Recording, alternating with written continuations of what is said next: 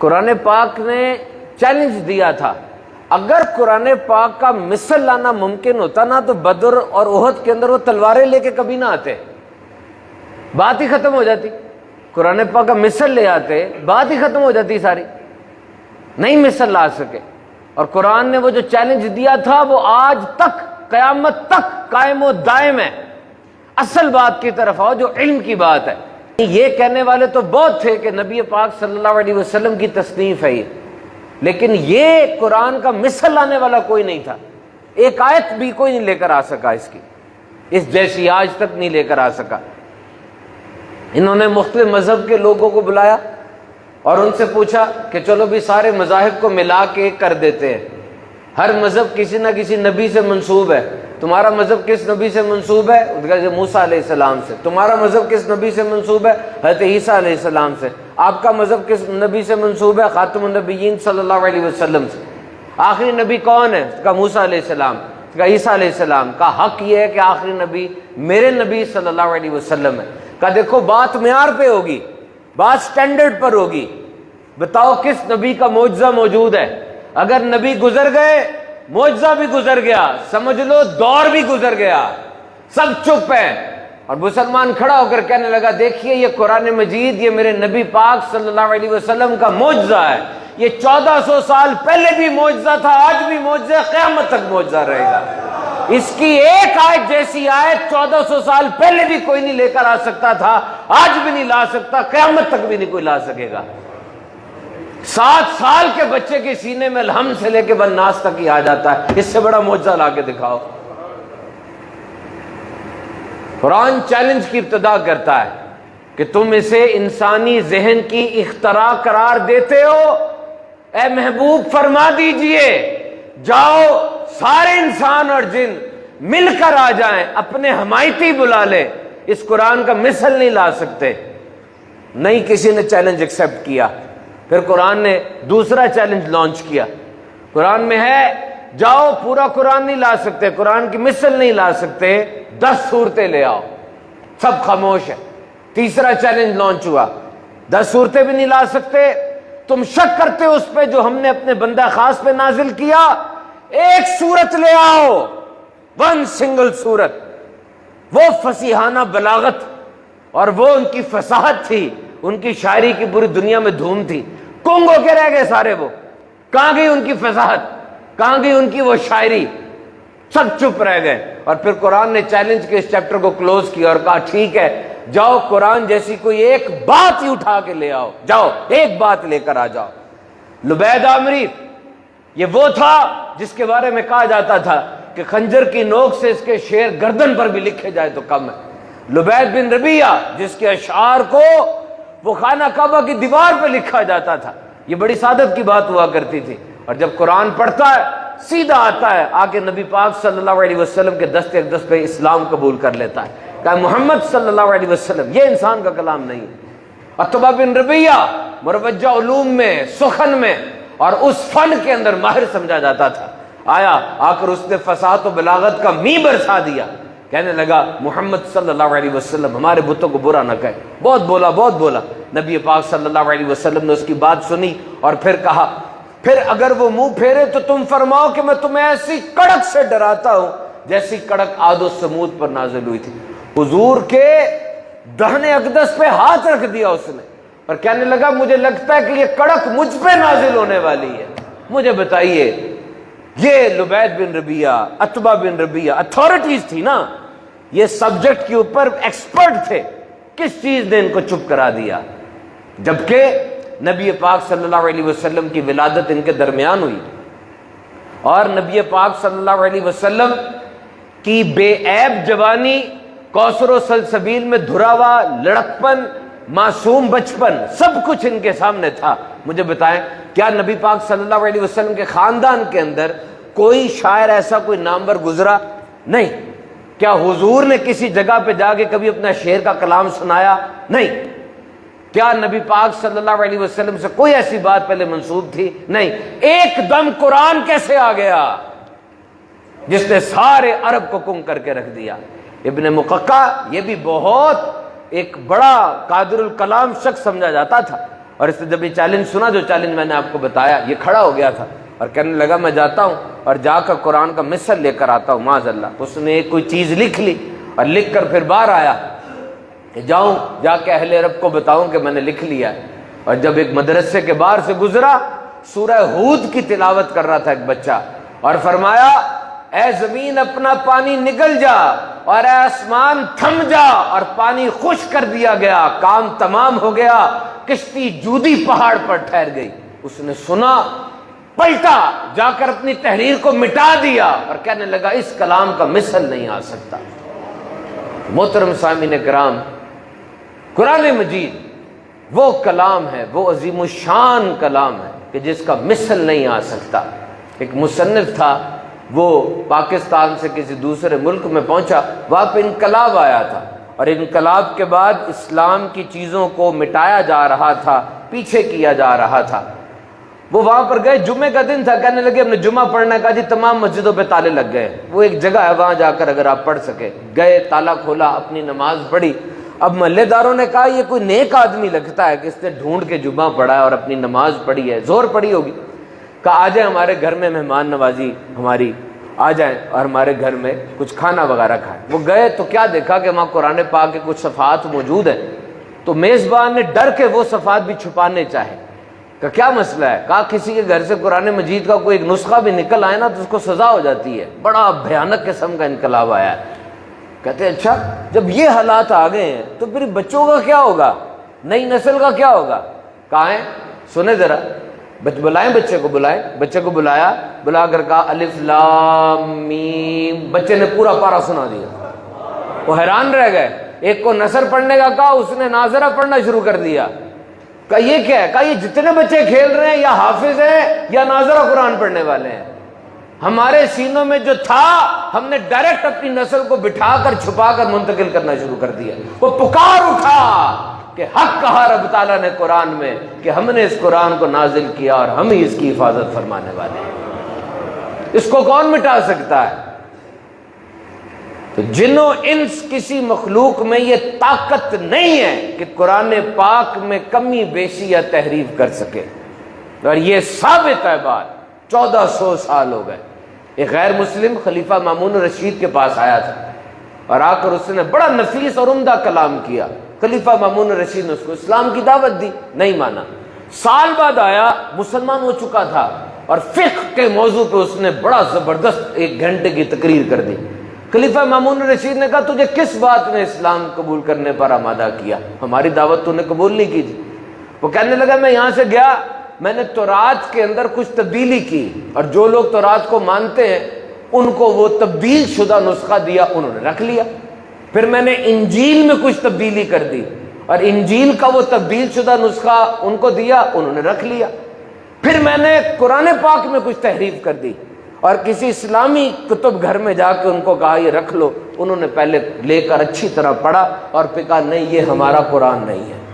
میں نے کہا واقعی یہ ڈیوائن سیٹ اپ ہے، اور میں نے اسلام قبول کر لیا۔ تو محترم سامعین کرام، یہ بات یاد رکھیے کہ دنیا میں لاکھوں کروڑوں کتابیں لکھی گئی ہیں، ہر کتاب کا اپنا ایک وزن، اپنی ایک اہمیت ہے، لیکن کوئی کتاب بھی ایسی نہیں ہے جس کا موازنہ، مقابلہ قرآن پاک سے سوچا بھی جائے۔ بعض لوگ کہتے ہیں کہ قرآن پاک میں ایک ترتیب نظر نہیں آتی، موضوعات شفل ہوتے ہیں، تو یہ تو آپ کا ادب ہونا چاہیے کہ جب آپ نے قرآن پڑھنا ہے، قرآن جس طرح موضوع بدلتا جائے آپ کی طبیعت کا رنگ بھی ویسے بدلتا جائے، قرآن کے رنگ میں رنگتے چلے جائیں۔ کبھی مہاجرین کی بات ہو رہی، کبھی قیامت کی بات، نماز صلات کا ذکر آ گیا، زکوٰۃ کی بات آ گئی۔ باقی ہم مانتے ہیں ترتیب قرآن پاک کے اندر ویسی وہ نظر نہیں آتی جو دیگر کتب کے اندر ہے، لیکن آپ قرآن کا موازنہ نہیں کر سکتے۔ قرآن اللہ کا کلام ہے۔ تاریخ کی کتاب جب آپ پڑھتے ہیں نا، تاریخ دان کا کام آپ کو صرف تاریخ کے بارے میں بتانا ہے۔ جب آپ معیشت کی کتاب پڑھتے ہیں، اس اکانومسٹ کا کام آپ کو معیشت کے اسرار و رموز سمجھانا ہے۔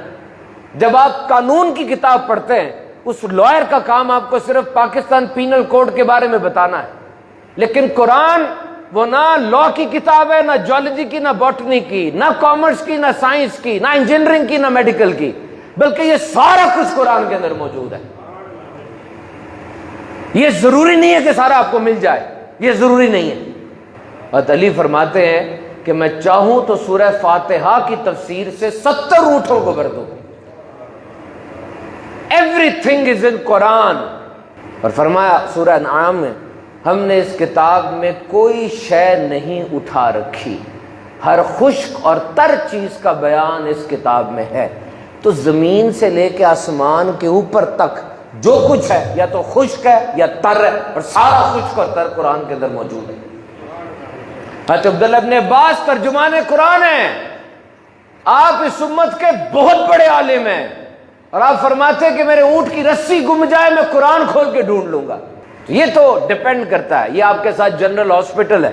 اب بیسک سائنسز کی کتاب لیجئے، انیٹمی کی یا جو کن کی کتاب ہوتی ہے میڈیکل سائنس کی، جو بیسک کتاب ہے فرسٹ ایئر سیکنڈ ایئر کی، وہ جا کے ایک ہاؤس آفیسر کو دیں جو ابھی چھوٹا ڈاکٹر ہے. وہ اپنے علم کے لحاظ سے معنی اخذ کرے گا. وہ آپ سینئر رجسٹرار کو دیں، وہ آپ اسسٹنٹ پروفیسر کو دیں، فل پروفیسر کو دیں، ڈین کو دیں. ہر بندہ اپنے علم کے لحاظ سے اس کتاب سے چیزوں کو اخذ کرے گا. تو قرآن مجید جو جیسا ماہر ہوگا اتنا پڑھتا چلا جائے گا. یاد رکھیے گا کہ نبی پاک صلی اللہ علیہ وسلم کی بعثت سے پہلے جو کتابیں نازل ہوئیں وہ حضور صلی اللہ علیہ وسلم کی ولادت سے بہت پہلے اس میں تحریفات ہو چکی ہوئی تھی، تبدیلی ہو گئی ہوئی تھی. اور وہ لوگ جو ان کتابوں کے عالم تھے انہیں اچھی طرح پتا تھا کہ وہ باتیں جو ان کتابوں میں ہیں قرآن نے انہی باتوں کو بہترین انداز سے عطا کیا اور اس میں لکھی ہوئی. جیسے حضرت موسیٰ علیہ السلام، حضرت مریم رضی اللہ تعالیٰ عنہ، حضرت ابراہیم علیہ السلام، یہ ساری باتیں قرآن میں ہیں اور بہترین انداز سے. اور ابھی تو چیدہ کچھ باتیں میں آپ کو بتاؤں گا، غور سے سماعت فرمائیں گے تو آپ کے ذوق کو، آپ کے شوق کو ایک جلا نصیب ہوگی. یہ تو اوپر سے جو باتیں ہمیں نظر آ جاتی ہیں، گہرائی کتنی ہمیں اندازہ نہیں ہے. سائنس کہتی ہے کہ this universe is 13.7 billion years old. یہ سائنس کہتی ہے کہ 13.7 ارب سال پرانی ہے یہ کائنات. سائنس سے ہی پوچھو کہ 13.7 ارب سال پہلے کیا تھا. جو کوئی نہیں ہے پھر وہ آ جاتا ہے نا، تو جب وہ نہیں ہوتا پھر تو کچھ نہیں ہوتا، پھر وہ آ جاتا ہے. تو 13.7 ارب سال پہلے کائنات نہیں تھی، ایک دم سے کہاں سے آ گئی؟ From nothingness to this expanse. آج 500 ارب کہکشائیں گیلیکسیز کا کہا جاتا ہے دنیا میں، یہ یونیورس کے اندر موجود ہیں، اور ہر گیلیکسی کے اندر 200 ارب کھرب سیارے موجود ہیں. اتنا کچھ کہاں سے آ گیا مجھے بتائیے، ہاؤ از اٹ پاسبل؟ اور اب سورہ ابراہیم سنی آیت نمبر 10 قرآن میں ہے، وہی اللہ ہے جو آسمانوں اور زمینوں کو بنانے والا ہے. سورہ روم میں آیا، اور آسمانوں اور زمینوں کی پیدائش اور تمہاری زبانوں اور رنگوں کا اختلاف اس کی نشانیوں میں سے ہے، بے شک اس میں علم والوں کے لیے نشانیاں ہیں. آپ کو ایک پن بنانی ہو، یا بوئنگ 707 جہاز آپ نے بنانا ہو، یا موبائل فون بنانا ہے، یا چیٹ جی پی ٹی کی طرح کی کوئی چیز بنانی ہے، آپ کو کوئی سیمپل چاہیے، کوئی نمونہ چاہیے کہ پہلے نمونہ ہوگا، اس نمونے کو دیکھ کر آپ وہ چیز بنائیں گے. اور اللہ رب العزت کیا فرماتا ہے؟ وہ بغیر کسی نمونے کے آسمانوں اور زمینوں کو بنانے والا ہے. کن کہتا ہے اور وہ ہو جاتا ہے. سورۃ الانبیاء کے اندر آیا، کانتا رتقا، یہ آسمان اور زمین باہم ملے ہوئے تھے، ہم نے ان کو کھول دیا. آسمان سے پانی نہیں برستا تھا. کائنات میں کئی سیارے ایسے جن میں آگ کی بارش ہوتی ہے، کئیوں میں پارے کی، مرکری کی، کئیوں پہ ہیروں کی بارش ہوتی ہے، اور یہ زمین وہ واحد سیارہ ہے جہاں پر پانی کی بارش ہوتی ہے. فرمایا آسمان اور زمین ملے ہوئے تھے، ہم نے اسے کھول دیا. زمین سے نباتات نہیں اگتی تھی، اللہ نے حکم فرمایا نباتات اگنے لگی. اور سورۃ الانبیاء میں فرمایا اور ہم نے ہر جاندار چیز پانی سے بنائی. ہائیڈرولوجی کو پڑھ لیں، یہ جو پودے آپ کو نظر آتے ہیں 90 سے 95% پانی ہوتا ہے. انسان کی باڈی میں 61% پانی ہے. بچہ جو نیا پیدا ہوتا ہے اس میں 75% پانی ہے. ایک مرجھایا ہوا پتا جس کو یوں کریں چر چر کر کے تباہ ہو جاتا ہے، 20 سے 30% پانی اس کے اندر بھی ہوتا ہے. یہ 1400 سال پہلے اڑتے ہوئے بگولوں میں اور عرب کے آوارہ گردی کرتے بدھوؤں کے اندر یہ کتاب نازل ہو رہی ہے، کیسے راز اس میں بیان کیے جا رہے ہیں. And when Allah mentioned His ability to bring us back to life on the day of judgment، جب اللہ فرماتا ہے کہ میں بروز قیامت تمہیں اسی پرفیکشن کے ساتھ دوبارہ زندہ کروں گا، تو جسم میں کتنے کمپلیکس آرگنز موجود ہیں، جسم میں کتنے پیچیدہ اعضاء ہیں. لیور ہے، 500 فنکشنز ہے اس کی، پھیپڑا ہے، گیسز کی سیچوریشن کو مینٹین کرتا ہے، دماغ ہے.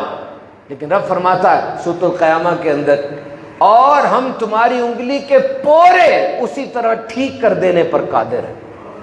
اتنی چھوٹی سی چیز ہے بظاہر، یہ بڑے بڑے اعضاء کو چھوڑ کے اس کو مینشن کیا گیا، لیکن آج یہ پتہ چلتا ہے کہ یہ انگلی کے پورے there are the exclusive proof for your identity. دنیا میں کوئی دو انسان ایسے نہیں ہیں جن کی انگلی کے پورے آپس سے ملتے ہیں. اور پھر یہ فرمایا، اور جسے اللہ ہدایت دینا چاہتا ہے اس کا سینہ اسلام کے لیے کھول دیتا ہے، اور جسے گمراہ کرنا چاہتا ہے اس کا سینہ تنگ، بہت ہی تنگ کر دیتا ہے، گویا وہ زبردستی آسمان پہ چڑھ رہا ہو. مجھے بتائیے، آسمان پہ چڑھو گے تو سینہ تنگ ہو جائے گا، چیسٹ کنسٹرینٹ آ جائے گا، آکسیجن کم ہو جائے گی. 1400 سال پہلے 1903 کے اندر پہلی کنٹرولڈ فلائٹ گئی تھی، اور پھر سائنس نے بتانا شروع کیا کہ 12,500 فٹ پر جب جہاز چلا جاتا ہے اس وقت پائلٹ اعلان کر دیتا ہے کہ آکسیجن دے دو ان کو، 14,000 فٹ تک جا سکتا ہے. اور تھوڑا سا اور اوپر چلا جائے تو انسان کا خون کھولنا شروع ہو جائے گا، تباہ ہو جائے گا. آج آ کے اس بات کا پتہ چل رہا ہے، قرآن واضح طور پہ کہہ رہا ہے. اور پھر فرمایا، وہ جس نے ایک دوسرے کے اوپر 7 آسمان بنائے، اے بندے تو رحمان کے بنانے میں کوئی فرق نہیں دیکھے گا، بس تو نگاہ اٹھا کر دیکھ، کیا تجھے رکھنا نظر آتا ہے؟ پھر دوبارہ نگاہ اٹھا کر دیکھ، نگاہ تیری ناکام ہو کر تھکی ماندی پلٹ آئے گی. دیکھو تو صحیح، ایک دفعہ میرے ساتھ سوچے، یہ بغیر ستونوں کے چھت یعنی آسمان جو کھڑی کر دی، اور دیکھیے یہ سورج چاند ستارے کی پوری فیملی، یہ سب کی سب اپنے ایک مدار میں گھومتی ہے، رکتی نہیں ہے، غلطی سے یا تھک کر بھی نہیں رکتی، رستہ بھی نہیں بدلتی. یہ سب کیا ہے؟ کوئی ایڈمنسٹریشن تو ہوگی نا، کوئی کنٹرول ہوگا.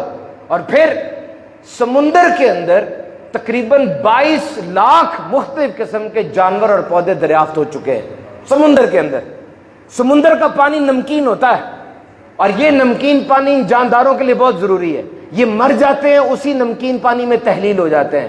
کس نے؟ جس نے یہ ساری سیچوریشن مینٹین کر کے رکھی ہوئی ہے.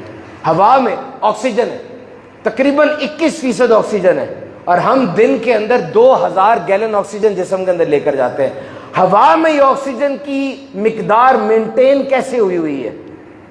تمہیں کوئی رکھنا نظر نہیں آئے گا. سوچتے چلے جاؤ، حیران رہ جاؤ گے. پہلے انسان کہتا تھا کہ سورج رکا ہوا ہے، سارے رکے ہوئے ہیں، لیکن اب نیسا کی ویب سائٹ پر میں نے پڑھا کہ دس ہیز بین ڈسکارڈڈ، سورج کسی نہ کسی مقام کی طرف بڑھ رہا ہے. قرآن سنو، سورہ رحمان، سورج اور چاند حساب سے ہیں، اس نے 2 سمندر بہائے، دونوں ملے ہوئے لگتے ہیں، ان کے درمیان آڑ ہے، وہ ایک دوسرے کی طرف نہیں بڑھ سکتے. اور سورہ یاسین میں فرمایا سورج کو لائق نہیں کہ وہ چاند کو پکڑے، اور نہ رات دن پر سبقت لے جانے والی ہے، ہر ایک اپنے دائرے میں تیر رہا ہے. سوچتے چلے جائیے اللہ تعالیٰ کی قدرت کا قرآن مجید میں کیسا بیان ہے. فرمایا یہ قرآن ہے جس میں تمہارے اگلے پچھلوں کی خبریں ہیں، تمہارے آپس کے فیصلے ہیں. قرآن فیصلہ کن ہے. کیسی زبردست بات ہے.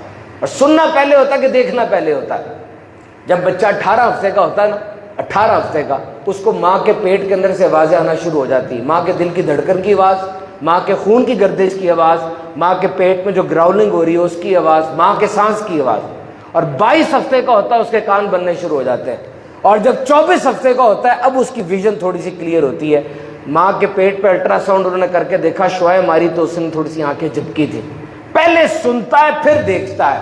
اور اب دیکھیے قرآن مجید کے اندر کتنے واضح طور پہ فرمایا سورۃ الدہر کے اندر، بے شک ہم نے آدمی کو پیدا کیا تاکہ ہم اس کا امتحان لیں، تو ہم نے اس کو سننے والا اور دیکھنے والا بنایا. پہلے سننے والا بیان کیا گیا. کیا شان ہے. تو یہ قرآن مجید ہے. پہاڑ کے بارے میں آج دنیا کے اندر تقریباً 10,08,000 پہاڑ موجود ہیں. گیس آئیے وہ پہاڑ جو 1000 فٹ اونچا ہوتا ہے نا اس کو پہاڑ کہا جاتا ہے سائنس کی روشنی میں. اور پہلے پہاڑوں کے بارے میں کیا کہتے تھے عرب کے لوگ کہ یہ پلرز ہیں, ان کے اوپر آسمان کی چھت کھڑی ہوئی ہے, 7 سیڑھیاں یوں کہا جاتا تھا. قرآن مجید میں واضح طور پہ کہا سورۃ الانبیاء میں, اور زمین میں ہم نے مضبوط لنگر ڈال دیے تاکہ لوگوں کو لے کر حرکت نہ کرتی رہے. فرمایا کیا ہم نے زمین کو بچھونا نہ بنایا اور پہاڑ کو میخیں. اور آج نیو یارک کی کارنل یونیورسٹی کی تحقیق ہے کہ پہاڑ جتنا اوپر ہوتا ہے 5.6 ٹائمز اس کی گہری جڑ زمین کے اندر ہوتی ہے. ماؤنٹ ایورسٹ 29,000 فٹ اونچا ہے, اس کی 5.6 گنا فٹ نیچے جڑ موجود ہے. اور قرآن یہ ثابت کر رہا ہے. اور میں آپ کو عرض کروں پہاڑ کے بارے میں, قیامت کے دن پہاڑ کی حالت کیا ہوگی. 5 حالتیں قرآن میں بیان کی گئی ہیں. سورۃ الحاقہ میں پہاڑوں سے اکھاڑ کر چورا چورا کر دیا جائے گا. سورۃ القاریہ میں پہاڑ دھنکی ہوئی رنگین اون ہو جائیں گے. سورہ واقعہ میں پہاڑ بکھرے ہوئے غبار کی طرح ہو جائیں گے. سورۃ الطٰہٰ میں غبار بنا کر پہاڑوں کو اڑا دیا جائے گا. سورۃ الطور میں غبار بن کر اڑنے کے بعد پہاڑ تیزی سے چل رہے ہوں گے لیکن تمہیں رکے ہوئے نظر آئیں گے. اور کیا کیا انسان نے کچھ بنانا ہو تو اسے روشنی چاہیے ہوتی ہے, اور رب تعالیٰ اندھیروں میں صورتیں بناتا ہے. فرمایا ماں کے پیٹ میں 3 اندھیروں کے اندر, 3 اندھیروں میں, آج سائنس ثابت کر رہی ہے, ایمبرینک سٹیٹ ہوتی ہے, پری ایمبرینک سٹیٹ ہوتی ہے اور فیٹل سٹیٹ ہوتی ہے. تو میرے محترم سامعین کرام, وقت کا تقاضا یہ ہے ہم قرآن مجید کی کتنی تلاوت کرتے ہیں یہ سوچئے. بلکہ جب سے یہ واقعہ ہوا اس وقت سے اب تک کتنا قرآن پڑھ لیا ہم نے. پچھلے ہفتے میں 168 آورز تھے, 168 آورز. کتنا قرآن ہم نے پڑھا. قرآن 1 کا 10 دیتا ہے, 1 حرف پڑھیں 10 نیکیاں ملتی ہیں. اگر نماز کے اندر پڑھ رہے ہیں کھڑے ہو کے تو 1 کی 100 نیکیاں ملتی ہیں. مجھے بتائیے کیا قرآن صرف 1 کا 100 ہی دیتا ہے, 1 کا لاکھ نہیں دیتا, 1 کا کروڑ, 1 کا ارب نہیں دیتا. کیا قرآن سے آپ ٹریڈ کر رہے ہیں. ایک بندہ ٹیکسی میں بیٹھا, ٹیکسی والے نے تلاوت لگا دی. بندے نے پوچھا کوئی مر گیا ہے؟ کہا ہاں ہمارے ضمیر مر گئے ہیں کہ ہم نے قرآن کو صرف موت کے لیے رکھا. ایک بادشاہ گورنر سے کہتا ہے شہر میں محل بناؤ میرا. وہ گورنر روزانہ بادشاہ کا خط چوم رہا ہے, محل نہیں بنا رہا, روز چوم رہا ہے, محل نہیں بنا رہا. مہینے کے بعد بادشاہ آ کر کہے گا کدھر ہے محل. وہ کہے گا بادشاہ سلامت جو خط آپ کا آیا تھا نا وہ تو میں روز چوم رہا تھا. کیا وہ گورنر بادشاہ کے عطاب کا حقدار نہیں ہوگا؟ پڑھنا قرآن کو بہت بڑی نیکی ہے, لیکن یہ صرف کافی نہیں ہے. قرآن قبر کا ساتھی ہے. قرآن انسان کو قبر کے عذاب سے بچائے گا. دیکھو اس کی تیاری کر لو. ایک لاش ہو نا, لاش بندے کی, اس لاش کے پاس جا کر کہو تمہارے لیے میں نے 2 کروڑ کی کوٹھی لی ہے, کچھ ہوگا اسے؟ اس کو کہو تمہارے لیے بینٹلے, لیمبورگینی اور آڈی گاڑی لی ہے میں نے, ہلے گی لاش؟ کیوں؟ یہ انسان انہی کاموں کے لیے تو ساری زندگی کام کر رہا ہے. ایک ایک سیکنڈ اس کا یہی باتیں سوچتے ہوئے گزر رہی ہیں, آج وہ ہل بھی نہیں رہا. اس کا مطلب یہ ہوا کہ صرف اور صرف جو چیز ہے نا وہ زندگی ہے. زندگی نکال لی گئی, یہ سارا کچھ چلا گیا, یہ سب کچھ صرف آپ کے دماغ میں ہے. زندگی اگر ہے اس کی قدر کرو, قرآن پڑھو. ایک فرشتہ رب تعالیٰ کی طرف سے دن میں ندا کرتا ہے, دن میں کہتا ہے اے 40 سال والو, اے 40 سال والو فصل کاٹنے کا وقت آ گیا. اے 50 سال والو حساب کی تیاری کر لو. اے 60 سال والو تم نے آگے کیا بھیجا اور پیچھے کیا چھوڑا. اے 70 سال والو تمہیں کس چیز کا انتظار ہے. کاش مخلوق پیدا ہی نہ ہوئی ہوتی, اور اگر پیدا ہو گئی تو اپنا مقصد جان لیتی. مقصد کیا ہے؟ قرآن مجید میں آیا ہم نے انسانوں اور جنوں کو صرف اس لیے بنایا کہ میری عبادت کرے. عبادت کے تصور کو ٹنل ویژن میں نہ لے کے جاؤ. اگر آپ تجارت کر رہے ہو اسلام کے اصولوں کے مطابق, یہ بھی اللہ کی رضا والا کام ہے. دسترخوان پر بیٹھ کے اپنی بیوی کے منہ میں نوالا ڈال رہے ہو اچھی نیت سے, یہ بھی اللہ کی رضا والا کام ہے.